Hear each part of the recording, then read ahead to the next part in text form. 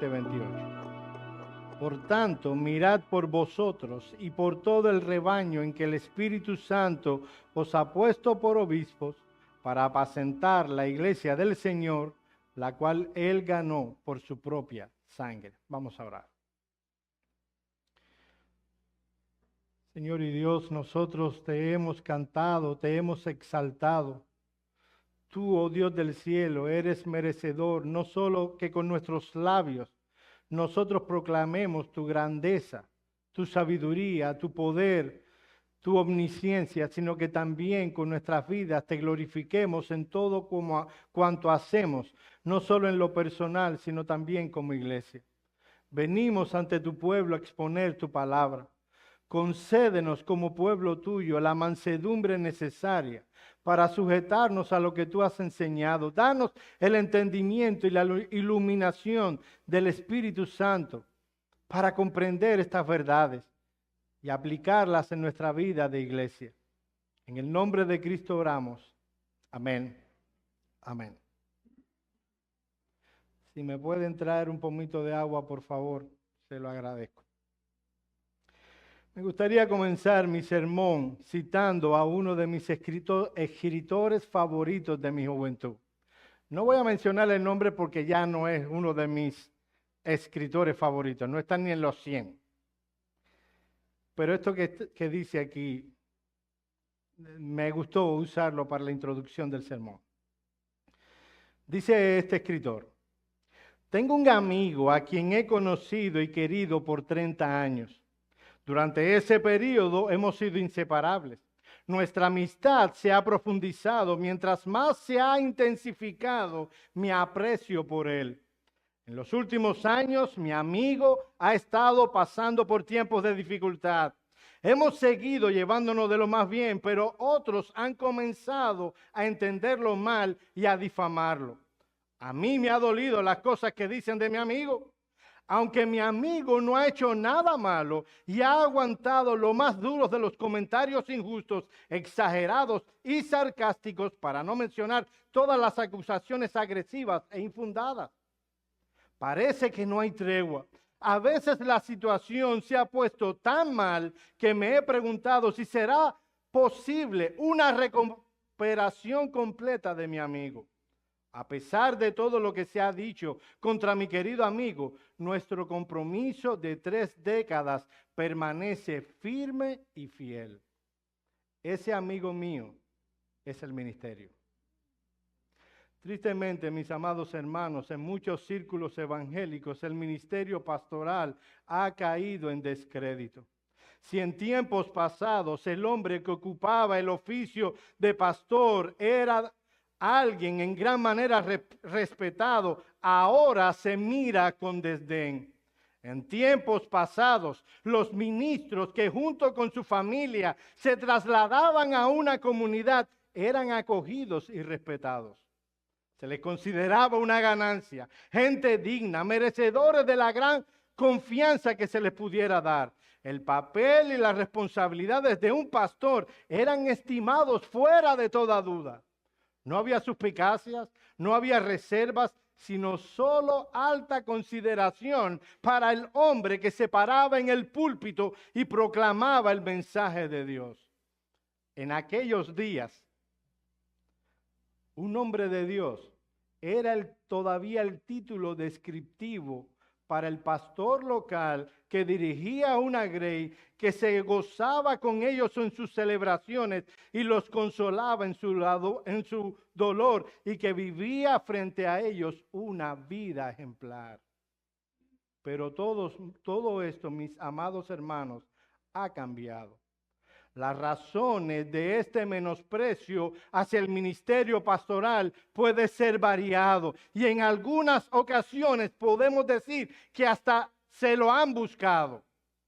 Pero sin duda es algo evidente y alarmante que el ministerio pastoral ya no es valorado en las iglesias como lo era antes. En la tarde de hoy estaremos considerando algunos aspectos de la naturaleza del ministerio pastoral. Y lo que quiero en la mañana de hoy es que el aprecio, el amor que la Escritura enseña para con el ministerio pastoral pueda ser aumentado en nuestros corazones. Esto que estaremos hablando en esta tarde es importante para nosotros como iglesia. Es necesario que prediquemos de esto. Lamentablemente, un sermón como el que estaremos exponiendo en esta tarde no sería valorado en muchos círculos reformados. Ciertamente no estaremos hablando de la doctrina de la justificación o de algún aspecto de la obra de Cristo en la cruz del Calvario. No hablaremos de eso. Pero estaremos hablando de un tema bíblico que el Cristo resucitado y exaltado tiene interés que lo hablemos por cuanto está en su santa palabra. Lo que estaremos hablando no es parte esencial del Evangelio, lo reconocemos, pero es consecuencia del Evangelio.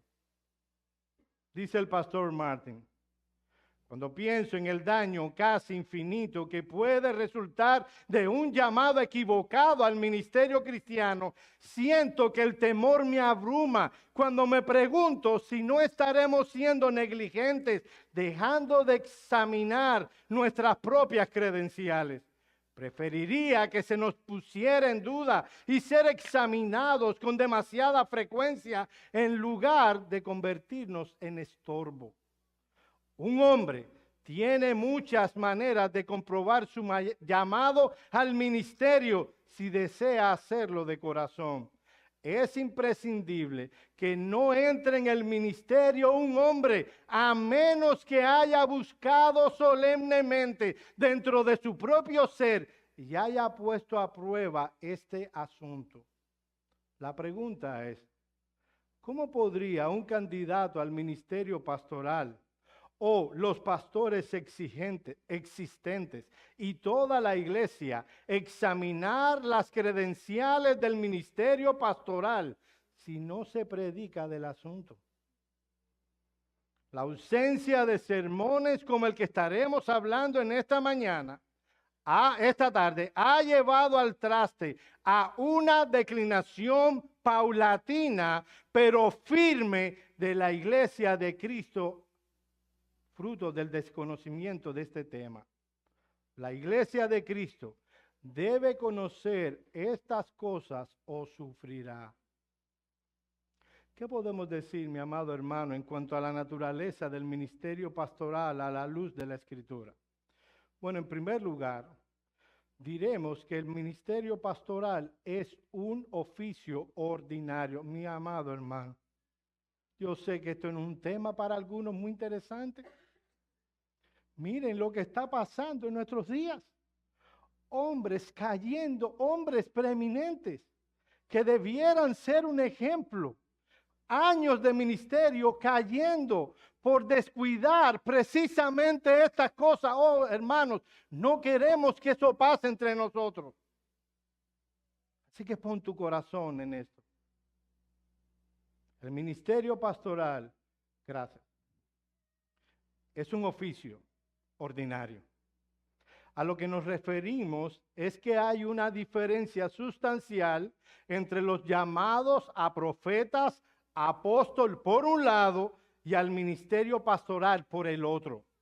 Los cargos de apóstol y profeta, posiblemente también el de evangelista, eran oficios extraordinarios impuestos o impartidos por lo general en forma sobrenatural mediante una visión o una voz divina. Era como venían esos ministerios, esos llamados. Incluso en el caso exclusivo de Timoteo, en su situación única, fue acompañado con profecía y la imposición de manos de un apóstol. Sin embargo, el oficio de ministro, el pastor, el obispo, el anciano, cuya función es la de enseñar y gobernar en la iglesia de Cristo, tiene una naturaleza fundamentalmente distinta. Mi amado hermano, esto es decisivo en la reflexión que estamos llevando a cabo con respecto al oficio del ministerio pastoral. No debemos volver a los principios que operaban en un marco en el que se daba cierta revelación directa y especial. Déjenme ilustrarlo. Cuando entré al seminario, me hicieron una entrevista. Aquí hay algunos que estuvieron en ese seminario. Aquel que me estaba haciendo la entrevista esperaba que yo le contara alguna historia impresionante de cómo llegué a la convicción que debía ser pastor. Alguna voz audible, algún trueno mientras se pronunciaba la palabra ministerio pastoral. Fue difícil convencerle, porque no pasó eso cuando fui llamado. No hubo un trueno, no hubo un relámpago, no hubo una voz audible, porque estaba siendo llamado a un ministerio ordinario. Mire lo que dice un escritor. ¿Cómo llega al ministerio en el siglo XXI alguien? Para Saulo de Tarso no podía haber duda alguna, pero ninguna luz celestial te ha cegado a ti. ¿No has oído la voz de Cristo declarando que eres un instrumento escogido para llevar el evangelio a las naciones? Así que aquí tampoco tenemos el Urim y el Tumim para temas de dirección personal. Lo mismo ocurre con esta irritante pregunta. Y pregunta el escritor, ¿qué es el llamado al ministerio? Estamos hablando de un llamado a un oficio ordinario y no de un oficio extraordinario. Cuando hablamos de que el ministerio pastoral es un oficio ordinario, lo que queremos decir es que los elementos envueltos para el llamado y ordenación de un hombre al ministerio tiene un carácter objetivo y externo. Por externo nos referimos a que los hombres y mujeres que nos rodean en el contexto de una iglesia local estarán más involucrados en lo que nosotros encontramos en las Escrituras para los oficios extraordinarios. Me explico. Déjenme poner un ejemplo de lo que es un llamado extraordinario en la Biblia. Vayan conmigo, por favor, a 1 de Samuel, capítulo 3, versículos 1 al 9. Aquí hay un llamado extraordinario a ser profeta de Israel. 1 de Samuel, capítulo 3, versículos 1 al 9. Yo sé que es un texto muy conocido, pero yo creo que es importante que lo leamos. 1 de Samuel, capítulo 3, versículos 1 al 9.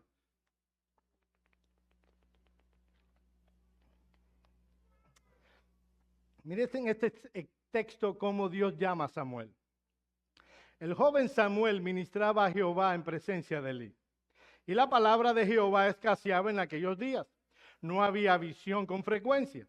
Y aconteció un día que estando Elí acostado en su aposento, cuando sus ojos comenzaban a oscurecerse de modo que no podía ver, Samuel estaba durmiendo en el templo de Jehová donde estaba el arca, y antes de que la lámpara de Dios fuese apagada, Jehová llamó a Samuel y él respondió, heme aquí.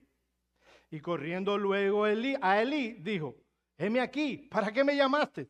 Y Elí le dijo, yo no te he llamado, vuelve y acuéstate. Y él se volvió y se acostó. Y Jehová volvió ya a llamar otra vez a Samuel. Y levantándose Samuel vino a Elí y dijo, heme aquí, ¿para qué me has llamado? Y él dijo, hijo mío, yo no te he llamado, vuelve y acuéstate. Y Samuel no había conocido aún a Jehová, ni la palabra de Jehová le había sido revelada. Jehová pues llamó la tercera vez a Samuel. Y él se levantó y vino a Elí y dijo, heme aquí, ¿para qué me has llamado? Entonces entendió Elí que Jehová llamaba al joven. Y dijo Elí a Samuel, ve y acuéstate. Y si llamare dirás, habla Jehová porque tu siervo oye. Así se fue Samuel y se acostó en su lugar. Y vino Jehová y se paró y llamó como las 4 veces, Samuel, Samuel. Entonces Samuel dijo, habla porque tu siervo oye. Esta es la historia del llamamiento a profeta en la nación de Israel. Dios llamó a Samuel. Como vino, fue un llamado directo de Dios a Samuel. Nadie más estuvo involucrado. Elí estuvo relativamente involucrado por la inexperiencia de Samuel, pero no se necesitó en ese llamado extraordinario la opinión del pueblo. Ahora bien, Dios no llama así a los ministros del nuevo pacto. De hecho, Dios no llama así a nadie. Así que si algún apostolito o apostolete te dice que Cristo se presentó y lo llamó directamente, no le creas. Miente. Todo llamado actual es un llamado ordinario. Se requiere la intervención del pueblo. En un llamado ordinario están involucrados tanto la obra divina como el elemento humano. Me explico. Oigan esto, para que una persona pueda llegar al ministerio pastoral en una iglesia bíblicamente ordenada, se requieren 5 elementos indispensables. En primer lugar, se necesita que el candidato tenga un anhelo cualificado y santificado. Eso lo voy a explicar más en el último sermón. Segundo, es necesario que el candidato posea cualificaciones ministeriales implantadas por el Espíritu Santo. Eso lo explicaré en el siguiente sermón. Tercero, se requiere de una iglesia bíblicamente instruida y sólidamente madura que valide la existencia de esas cualificaciones en el candidato. Cuarto, se requiere de un presbiterio que valide la existencia de tales cualificaciones más allá de su proyección pública, o sea, lo que nadie ve, su casa. Y en quinto lugar, se necesita una oportunidad providencial. Si fui claro, se habrán dado cuenta de que el llamado al ministerio pastoral, por cuanto es un llamado ordinario, es más objetivo. O sea, una iglesia bíblicamente instruida estará involucrada y hombres que han pasado por ese proceso previamente también lo estarán. Hoy hay muchas personas que se autoproclaman, se autopresentan como pastores. Cuidado con esos. Si creen que esto se me ocurrió a mí, mientras me dirigía en mi automóvil hacia acá, no fue mi idea. No fue una iluminación venida del cielo que nadie más tuvo. Eso está en la palabra de Dios. Miren lo que dice 1 Timoteo, capítulo 3, versículos 1 y 2. Palabra fiel. Si alguno anhela obispado, ese es el anhelo cualificado y santificado. Buena obra desea, pero es necesario que el obispo sea irreprensible. Cualificaciones implantadas por el Espíritu para el ministerio pastoral. Miren lo que dice el pastor Martin acerca de aquellos que pretenden ser llamados por alguna iluminación sobrenatural. Mira el consejo, pastores, miren el consejo que nos da Al Martin. Si alguien viene a ustedes con una mirada lejana y de santidad y pretende contarles que acaba de tener una asombrosa impresión abrumadora en el alma mientras oraba ayer por la mañana, no se dejen engañar. Lo que tienen que decirle es, ¿sabe, amigo? Me alegra que tuviera ese tiempo cálido, maravilloso y aparentemente precioso con el Señor. Pero ¿qué tiene que ver esto con que el cabeza de la iglesia esté creando en ti alguien que se dedique a la palabra y a la doctrina y que creas que eres un don de Dios para la iglesia? Con frecuencia verán, dice Martin, cómo la gente se siente intimidada cuando alguien afirma algo que bordea alguna experiencia reveladora directa. Lo que está diciendo este hombre es, el ministerio pastoral es un ministerio ordinario que Dios llamará al hombre a través de medios ordinarios. Ahora bien, que el ministerio pastoral sea un ministerio ordinario, eso no significa que Dios no esté involucrado directamente. Si no lo pudiste ver, no estuviste aquí, mira por favor el sermón del domingo pasado. Miren lo que dice John Newton acerca de este asunto. Solo Dios, que creó el mundo, puede formar a un ministro del Evangelio.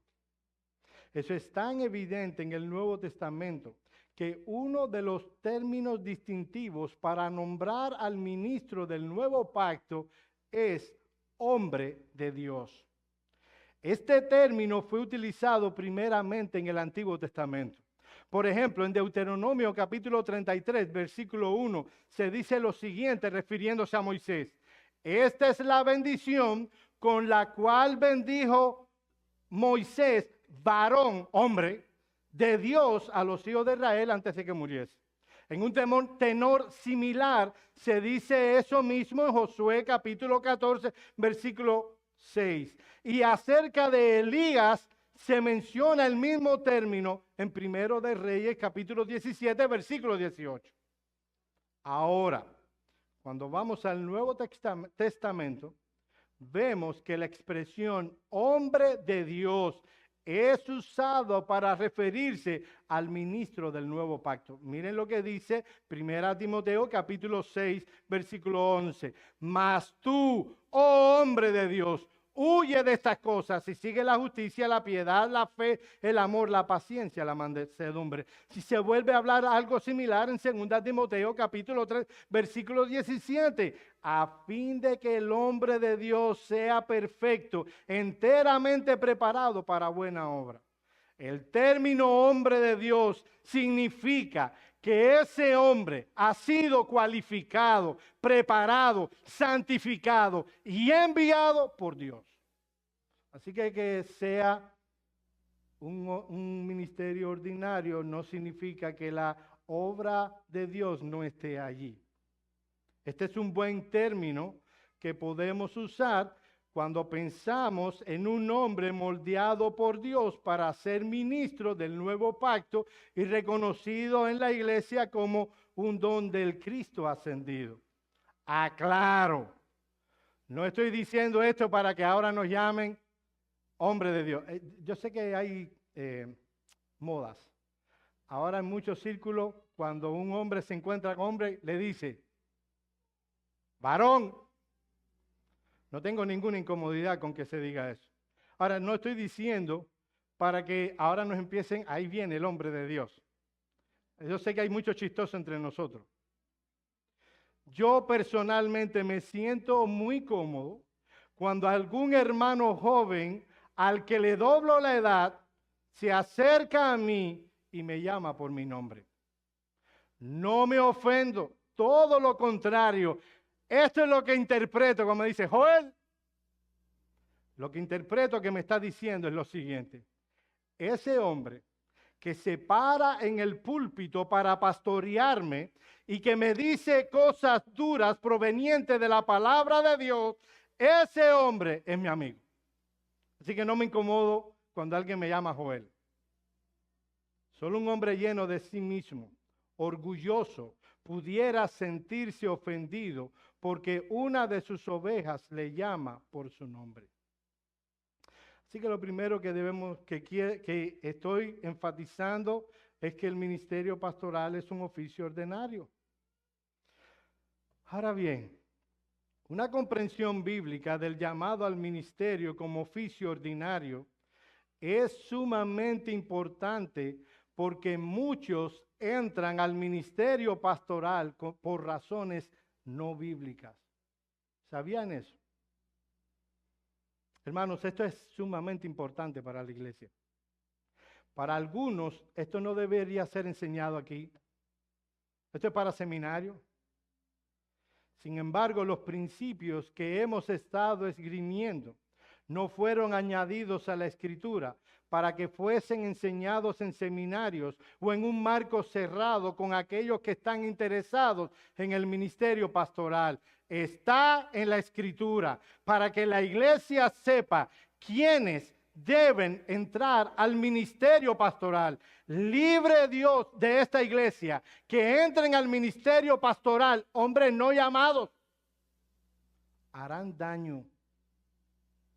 Debido a la ausencia de instrucción bíblica, la iglesia de nuestros días es demasiado subjetiva en lo que respecta a la instalación de pastores y ha pagado con creces las consecuencias.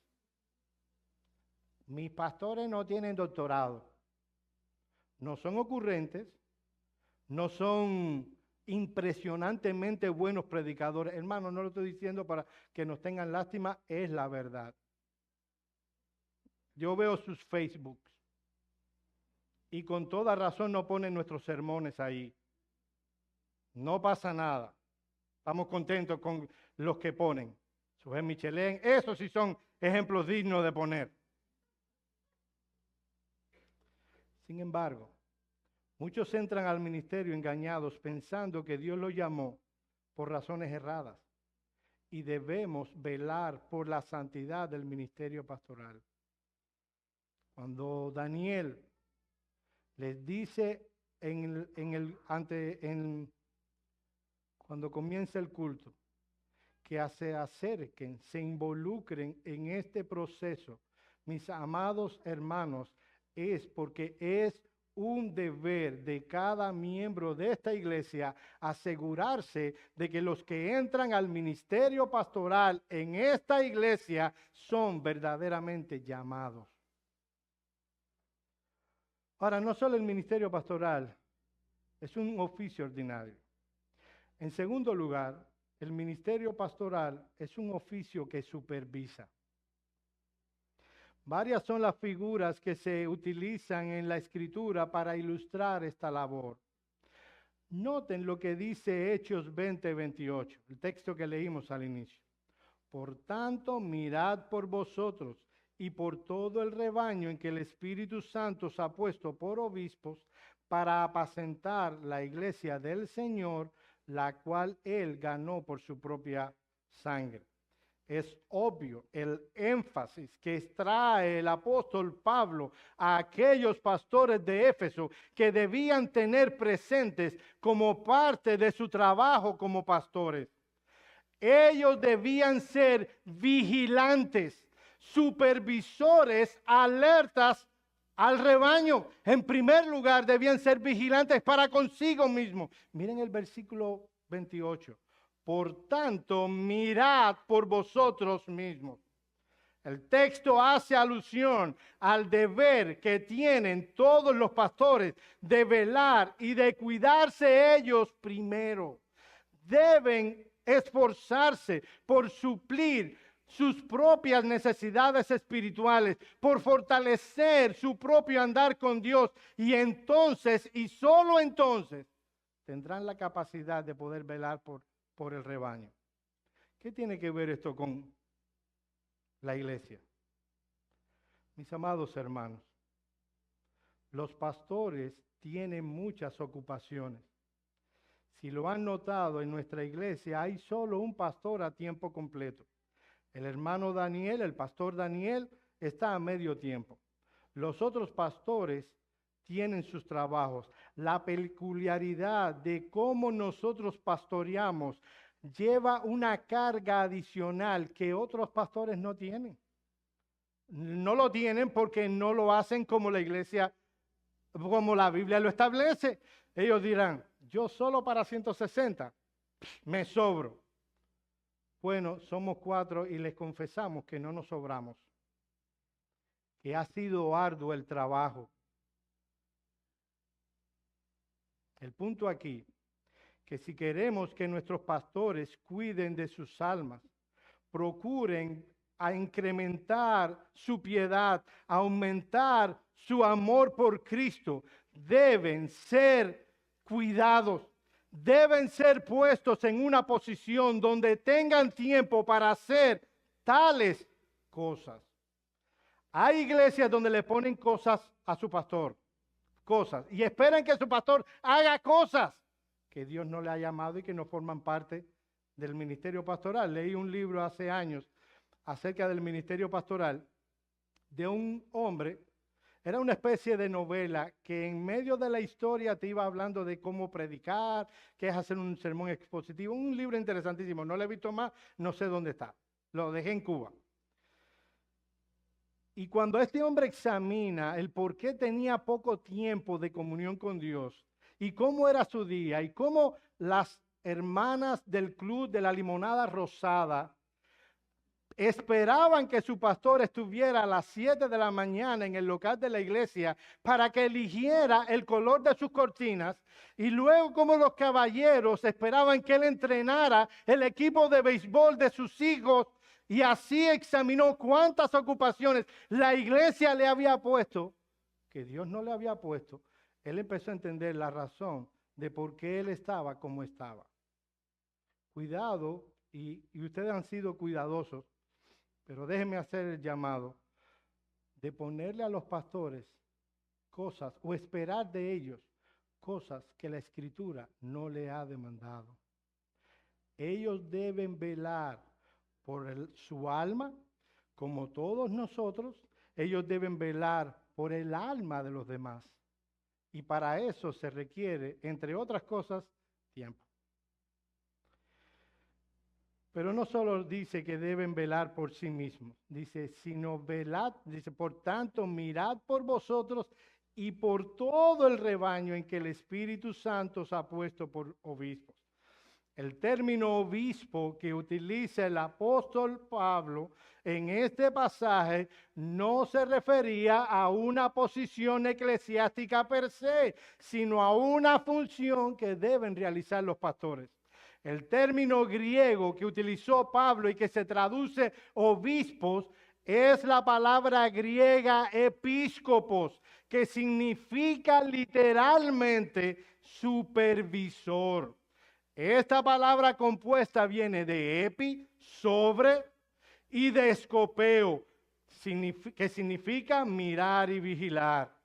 La imagen gráfica era la de un pastor que se ponía en un montículo, en un lugar elevado, para poder tener una buena visión del rebaño y así cuidarlo y alimentarlo eficazmente. De ahí la supervisión. Esta supervisión podemos enmarcarla en el trabajo silencioso, privado e incluso imperceptible, no sé si lo pronuncié bien, del trabajo del ministerio pastoral. Rara vez, mis amados hermanos, un pastor es alabado por este trabajo. Ay, qué bueno es el pastor Joel. Él me supervisa tanto. Sin embargo, la supervisión determinará mucho del crecimiento espiritual de aquellos que han experimentado esta labor pastoral. Podemos definir la supervisión pastoral de la siguiente manera.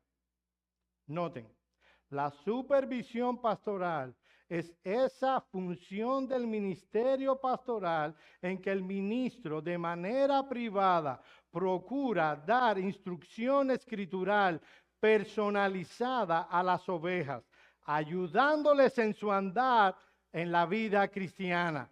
Esta labor dependerá en gran medida de la apertura que tenga la oveja para con su pastor. Y de esta definición yo puedo hacer un sermón. No lo voy a hacer. Solo la voy a repetir. La supervisión pastoral es esa función del ministerio en que el ministro de manera privada procura dar instrucción escritural personalizada a las ovejas, ayudándoles en su andar en la vida cristiana. Esta labor dependerá en gran medida de la apertura que tenga la oveja para con su pastor. No es un trabajo policíaco y de investigación. Es el medio que tiene el pastor para poder estar al tanto del estado espiritual de la oveja y así aplicar las escrituras a los casos particulares de la oveja. Mis amados hermanos, si venimos ante ustedes y ustedes no abren su corazón y todo cuanto nos dice es, está bien. Y le preguntamos, ¿cómo está? Estoy bien. Cuando no se está bien, no seremos de ayuda. La supervisión es un medio eficaz de rendición de cuentas que tiene la oveja, que puede abrir su corazón para ser ayudado, confesar sus ofensas y tener consejería de alguien que sabrá comprender su error, orará por ti con conocimiento de causa y dará ayuda escritural eficaz. Miren lo que dice Santiago capítulo 5, versículo 16. Vamos allá un momentito. Santiago capítulo 5, versículo 16. Mis amados, es verdad que nuestros pecados deben ser primariamente confesados a Dios.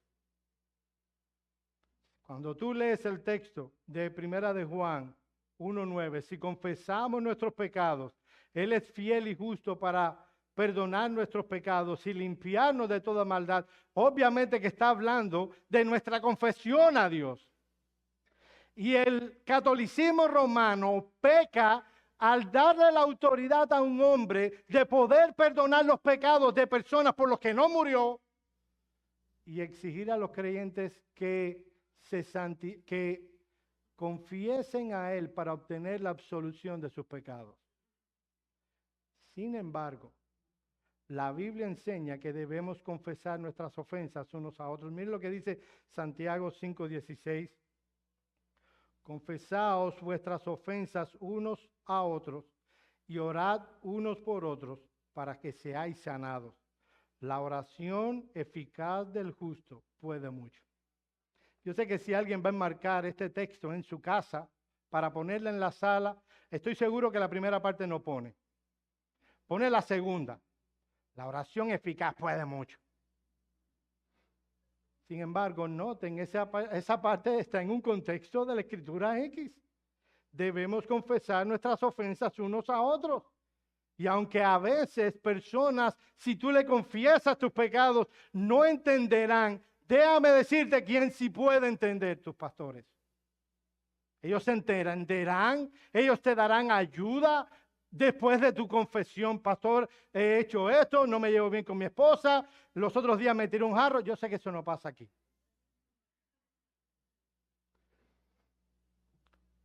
Pero eso es un buen momento para hablar de cómo está mi alma, de que podamos entender el estado de las ovejas, de poder tocar cómo están y así darle cura. La supervisión es eficaz por cuanto el pastor mira a las ovejas y se da cuenta que hay una con la pata perniquebrada. Puede ir ahí al verla cojear y ponerle y curarla. Pero si la oveja pretende esconder su falta o su necesidad, no podrá ser ayudada. Por otro lado, la Biblia nos enseña la importancia de oír el consejo de otros. Dice Proverbios 24:6 que en la multitud de consejeros está la sabiduría. Y es verdad, mis amados hermanos, que eso no es exclusivo de los pastores, pero son hombres fieles que quieren oírte para darte un consejo. ¿Sabe lo que pasa en realidad? Que preferimos, como hemos elevado tanto el ministerio pastoral, ellos son super santos. No, no somos ninguno super santos, somos pecadores salvados por gracia como tú.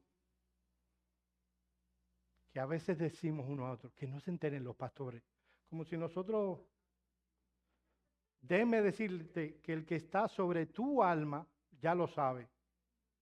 O sea, el que está sobre tu alma, Dios ya sabe tu situación. Que lo sepamos los pastores o no, eso no es un gran problema. Porque Dios lo sabe. Cito un pastor contemporáneo. La descripción de trabajo que Dios dejó para los pastores incluye una labor pública y otra privada. Y es la interacción de estos dos elementos pastorales combinados en una proporción y balances bíblicos que garantizará la efectividad de un ministerio pastoral. La instrucción pública prepara a la iglesia y la equipa de manera que el ministerio privado sea más fácil, sostenido con una base sólida y firme. Y el ministerio privado preparará mejor al predicador para instruir conforme a lo que la iglesia en realidad necesita. Son dos tareas íntimamente relacionadas entre sí. Déjeme decirle una cosa.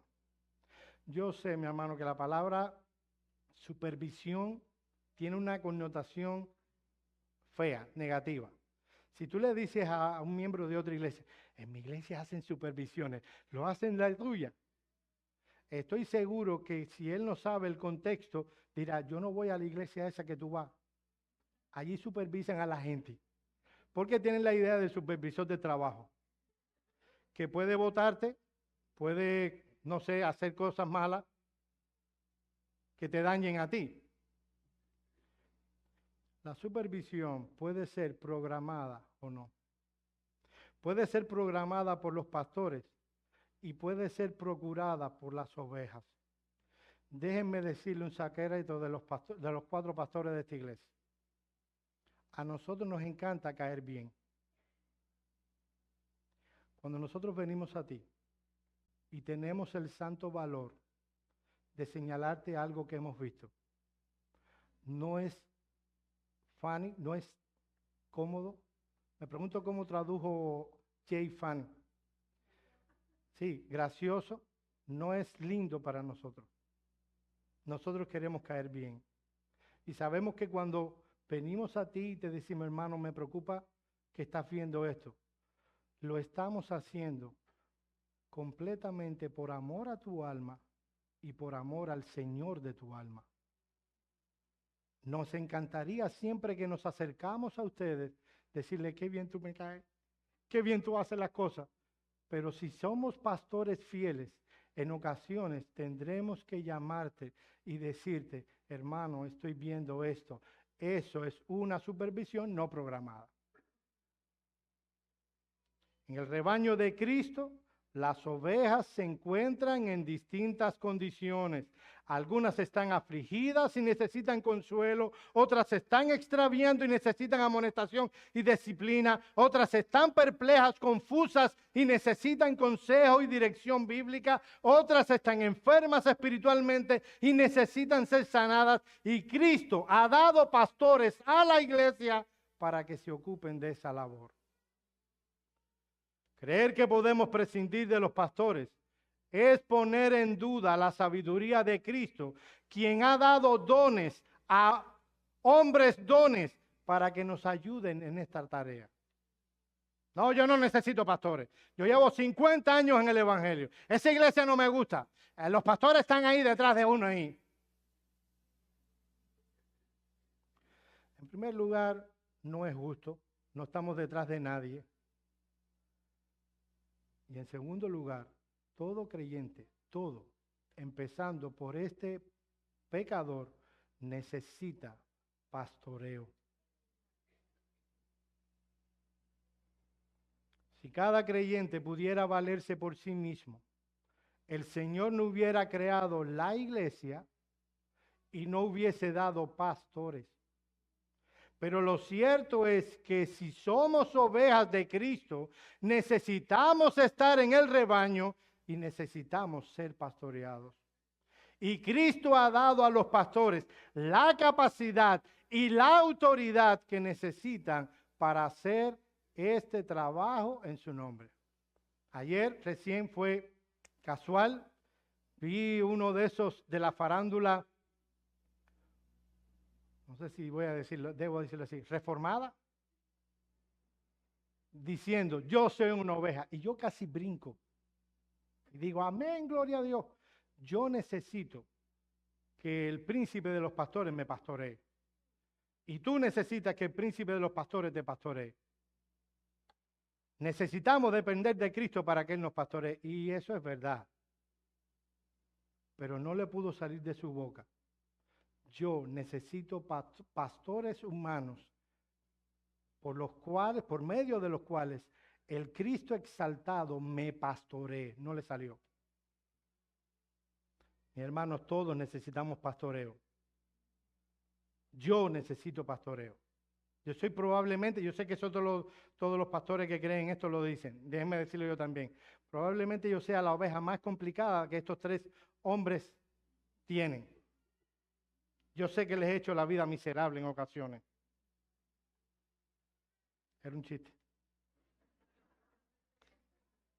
El punto es, mis amados hermanos, que cuando una persona se aísla del rebaño y rehúye la ayuda de sus pastores, puede estar revelando una de 3 cosas: orgullo, inmadurez o falta de amor por la verdad y la santidad. Orgullo, porque el orgulloso presupone que no necesita de la sabiduría de otros. No entiende que en el consejo, la multitud de consejeros está la sabiduría. Con él se acabó la sabiduría.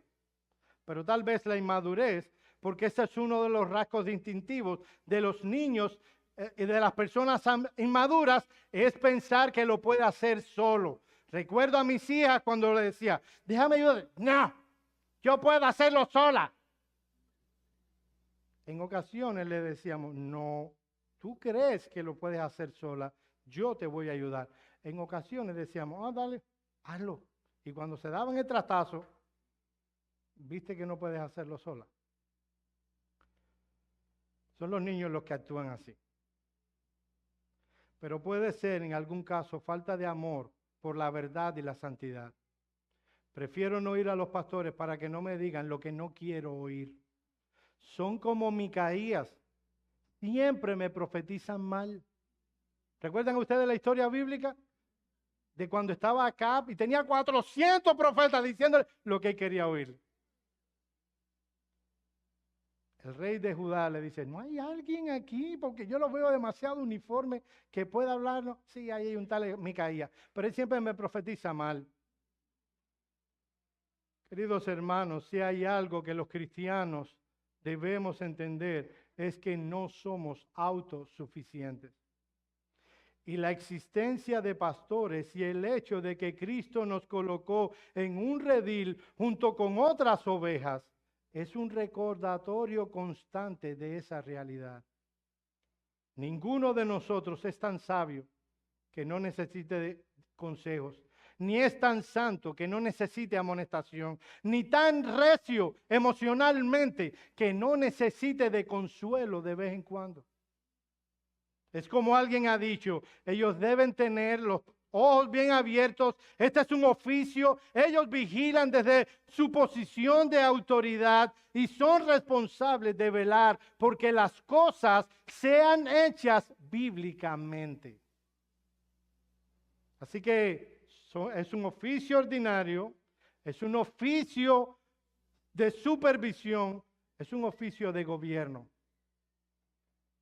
Y hace poco el pastor Ricardo dio un par de clases al respecto. No quiero llover sobre mojado, pero hay algunas cosas que yo quiero decir. Hermanos, ¿qué es una iglesia? Lo vimos en esa serie. ¿Es la iglesia una anarquía donde todos los integrantes de la misma mandan, disponen y deciden? ¿O es una democracia donde la opinión de la mayoría es la norma que debemos tener para guiarnos? ¿O la iglesia es una teocracia?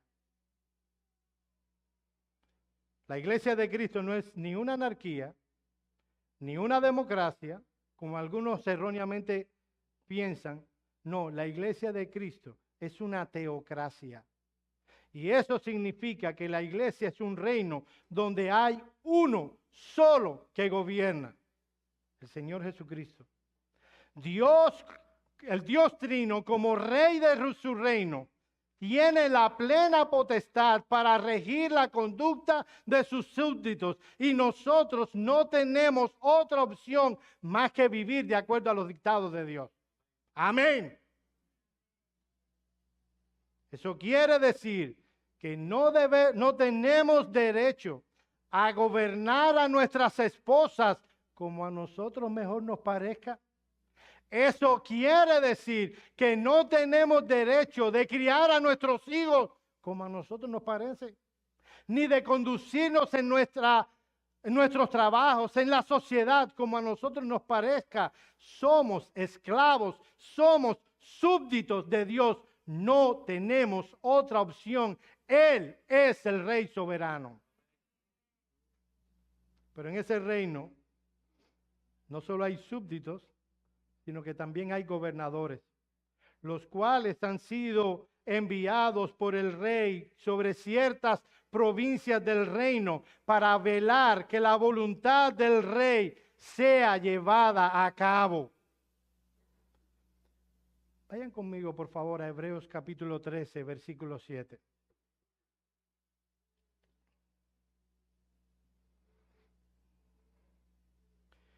Hebreos capítulo 13, versículo 7.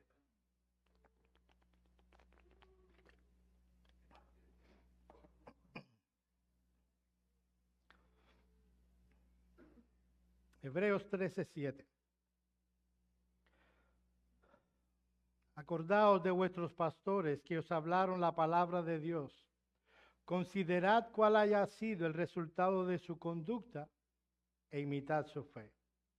La traducción Reina Valera aquí, tristemente, no es totalmente precisa, ya que en este pasaje no se está usando la palabra que normalmente se utiliza en el Nuevo Testamento para referirse a los pastores. La palabra que usualmente se utiliza y que la traducción correcta es pastor o pastores es la palabra griega poimeno.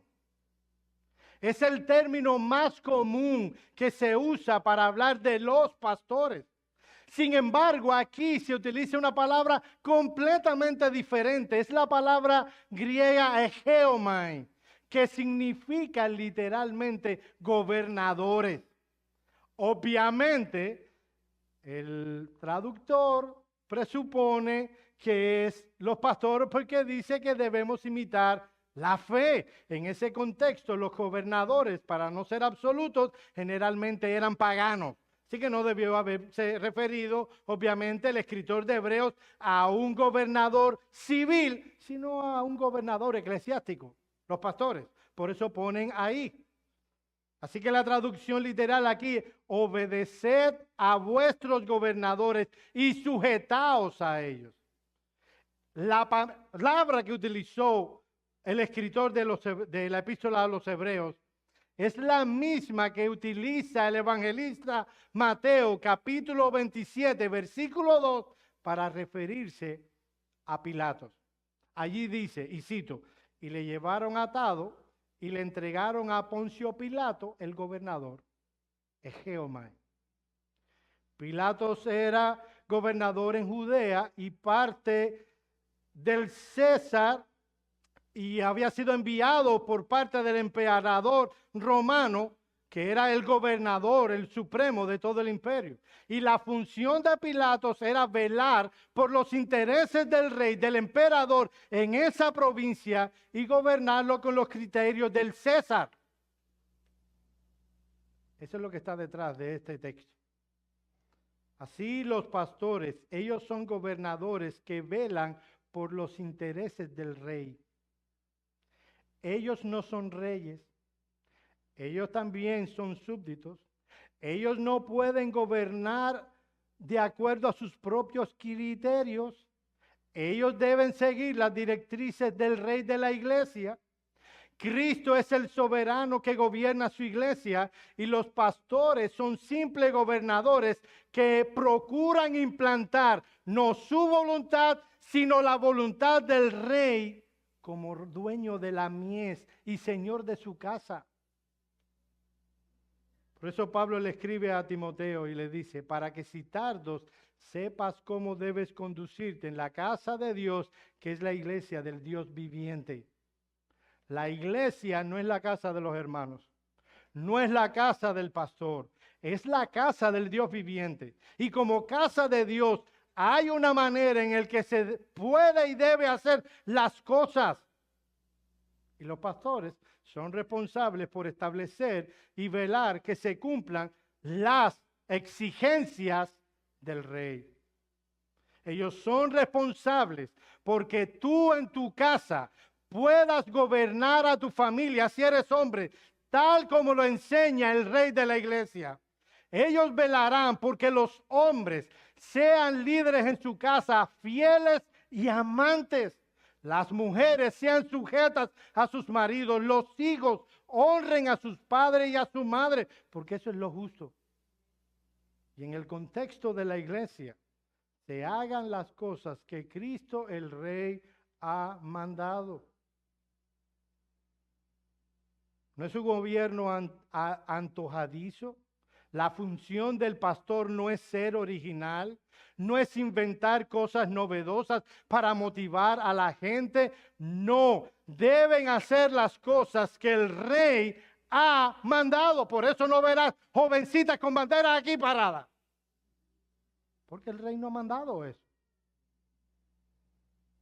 Ellos no son reyes, aunque sí gobernadores, y no simples títeres en manos de la decisión de la mitad más uno de la congregación. Hermanos, yo he visto iglesias que se han cuestionado cosas de las Escrituras por un pervertido y mal aplicado gobierno congregacional. Conocemos de una iglesia que empezaron a cuestionar y fue llevado a votación. Y los miembros de la iglesia podían tener una relación amorosa con no cristianos. La opinión de la iglesia al respecto, había una canción de niños que cantábamos en Cuba que decía, me tienes sin cuidado. Es la opinión del rey. Sí, hay cosas que requieren la aprobación congregacional.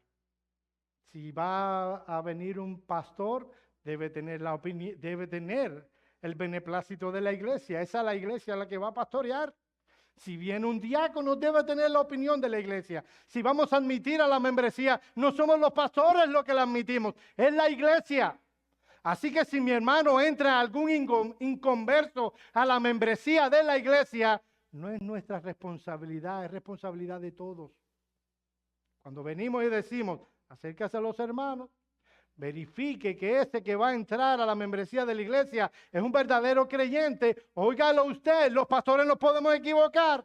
Mi hermano, no lo hacemos por una teatralidad o porque simplemente queremos quedar bien. Es por la convicción que tenemos de que es la iglesia la que admite a la membresía de esta iglesia.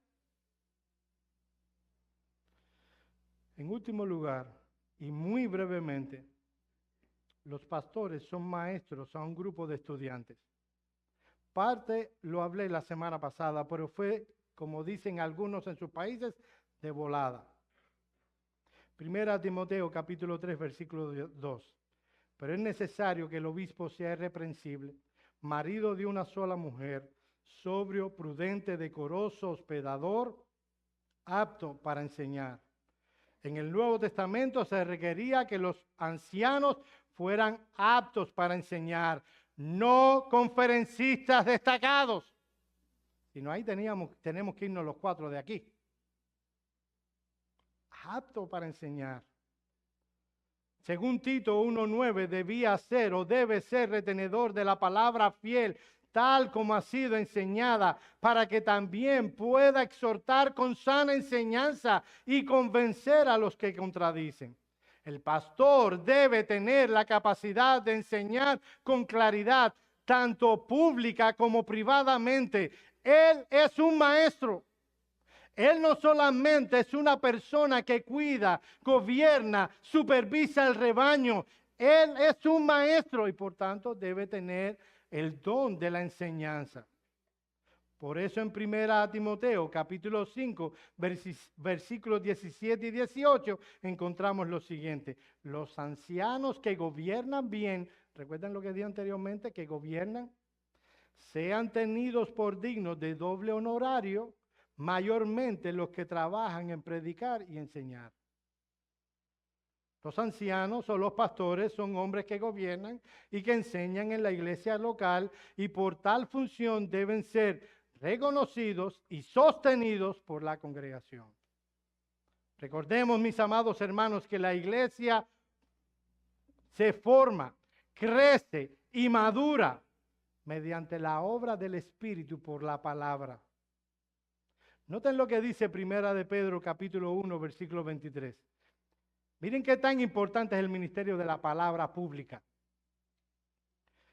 Siendo renacidos de simiente corruptible, sino de incorruptible, por la palabra de Dios que vive y permanece para siempre. Y yo no tengo tiempo para probar el punto, confíen en mí, pero esa palabra significa la palabra anunciada. Lo mismo pasa en Santiago 1:18. Él de su voluntad, Dios, nos hizo nacer por la palabra de verdad para que seamos primicias de sus criaturas. En conclusión a este punto, la comunidad cristiana crece y madura y está protegida por la exposición fiel y profunda de la palabra de Dios. He aquí, mis amados hermanos, abuelo de pájaro, lo que es la naturaleza del ministerio pastoral. Pero antes de terminar, yo quiero dar 3 palabras de aplicación. Es indudable al ver todo este panorama que el ministerio pastoral reviste una importancia trascendental en el contexto de una iglesia local. Si eso es así, mi amado hermano, oren por sus pastores. No nos cansaremos de pedirles eso. Trabajar en el ministerio pastoral es un arduo trabajo. Es un trabajo agotador y es un trabajo que se puede hacer mecánicamente. Oren que nuestro amor por el Cristo exaltado aumente cada vez más.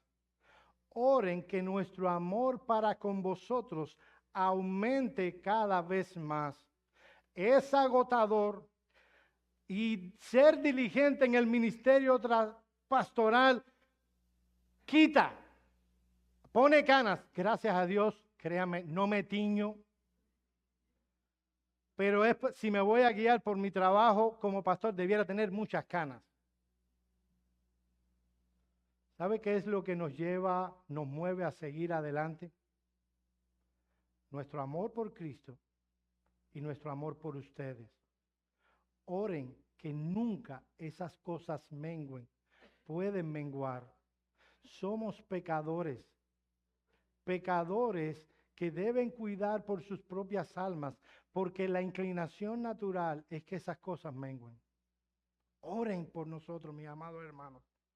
Si yo sé y que muchos de ustedes oran que mis hijas se conviertan, sigan orando por eso. Esa es de las pocas cosas que rompe el corazón. Pero oren que nuestro amor por Cristo aumente, que no decaiga nunca. Oren porque nuestro amor por ustedes aumente. En segundo lugar, primero, ora. Segundo, apoya el esfuerzo de tus pastores. Mis amados hermanos, ¿cómo tú puedes apoyar el esfuerzo de ellos? Cuando nos acercamos a ti y presentamos alguna cosa, óyenos. Nosotros no decimos las cosas para hacer sufrir a la gente. Hay personas que piensan, los pastores vienen con un látigo en la mano. No es verdad. Y siempre están dando, no estamos siempre dando golpes. Cuando nos acercamos a ti, lo hacemos por amor a ti. Y una de las maneras en que tú tienes para apoyar el esfuerzo que estamos haciendo al sentarnos contigo y decirte, no lo estás haciendo bien, óyenos. Óyenos con un corazón abierto. Óyenos para oír la verdad. Óyenos porque te amamos. Y queremos tu bien en Cristo. Apoya el esfuerzo de tus pastores. En último lugar, cuida a tus hermanos en la fe. Los pastores no son el único remedio que tiene la iglesia para que progrese y avance. Una de las cosas más tristes que vivimos en la fe de este lado del mar, aquí en los Estados Unidos, es que vivimos demasiado despegados los unos de los otros. Y nos sentimos tranquilos, ahí están los pastores, que ellos se encarguen. Yo vi al hermano tratando mal a su esposa, pero mejor no me meto. Ahí están los pastores. Ellos no tienen solo a sus pastores para guardarlos y cuidarlos. ¿Saben a quién tienen? A ti. Y cuando tú veas a tu hermano pecar, ve y repréndele estando tú y él solo. Si te oyere, has ganado a tu hermano. Cuida a tus hermanos en la fe. Mis amados hermanos, este país tiene el propósito de apagar la fe. Dios nos ha dado herramientas, entre las cuales está la iglesia y sus pastores. Usemos esas herramientas. Vamos a orar.